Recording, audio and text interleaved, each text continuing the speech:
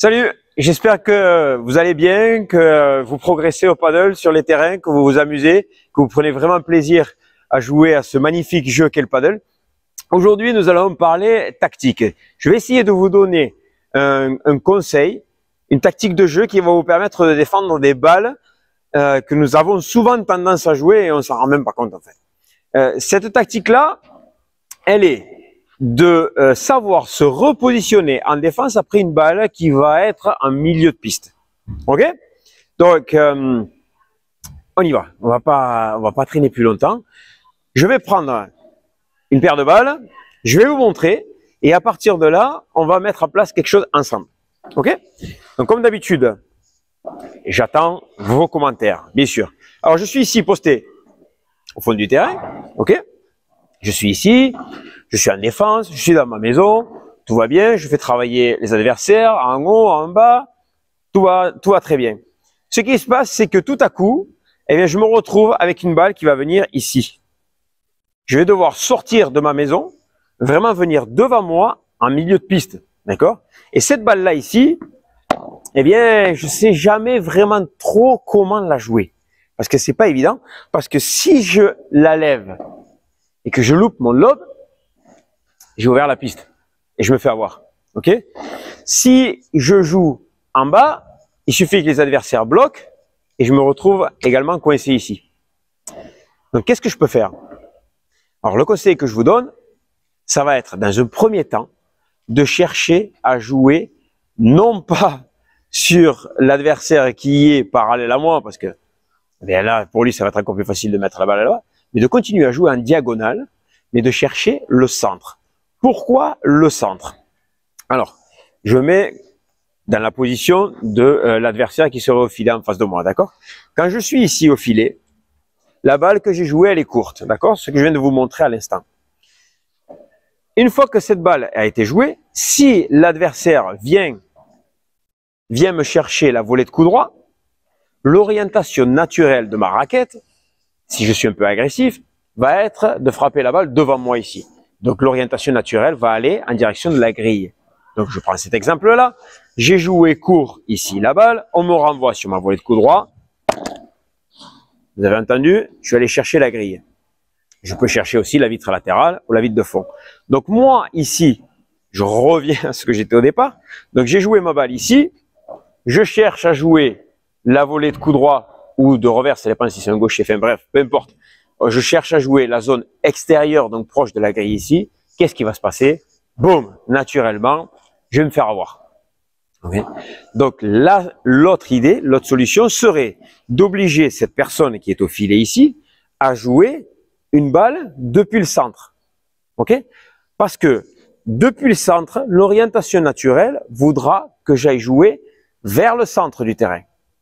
Donc vous, qui avez joué ici, j'espère que vous me suivez jusqu'à présent. J'avance à mon rythme, j'espère que vraiment vous me suivez.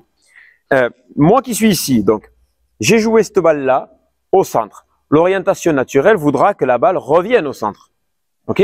Si le joueur joue d'une façon simple, tactiquement.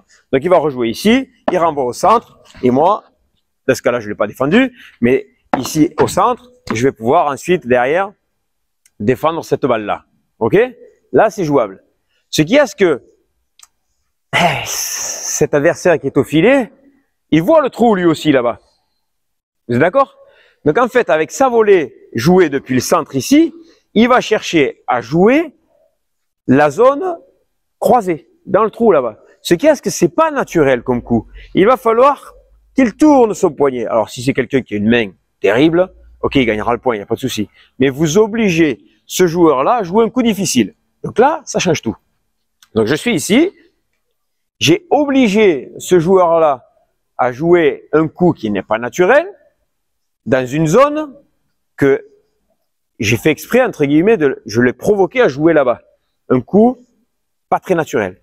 Donc, je l'oblige à jouer là. S'il revient au centre, je sais comment la défendre. Il y a même mon partenaire qui est là s'il faut.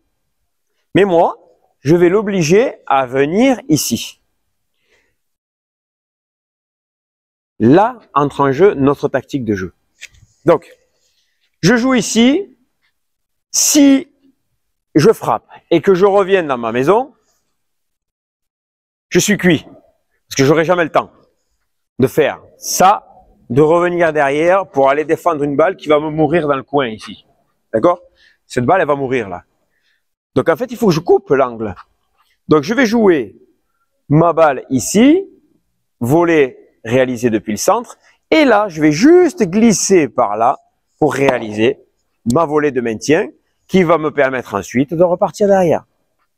Donc au lieu de faire une course vers l'avant, puis vers l'arrière et me retrouver pris, je vais faire une course vers l'avant, jouer ma balle là, fermer l'angle, jouer ma volée de contrôle et revenir derrière. Est-ce que ça va pour ça? Ok? Alors, je vous ai proposé le cas d'une balle qui vient mourir ici, là. Mais vous allez voir que ça apparaît très souvent avec des balles qui vont rebondir derrière.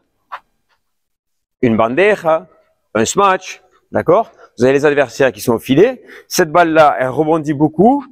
Vous l'avez ici, vous la suivez. Vous devez la jouer ici. Et souvent, on se fait avoir derrière. Ça a dû vous arriver. Alors, si ça vous est pas arrivé, ça va vous arriver. Attendez-vous à ça. Que vous devez venir jouer une balle ici en plein milieu du terrain. Et derrière, pouf, on se fait avoir là-bas.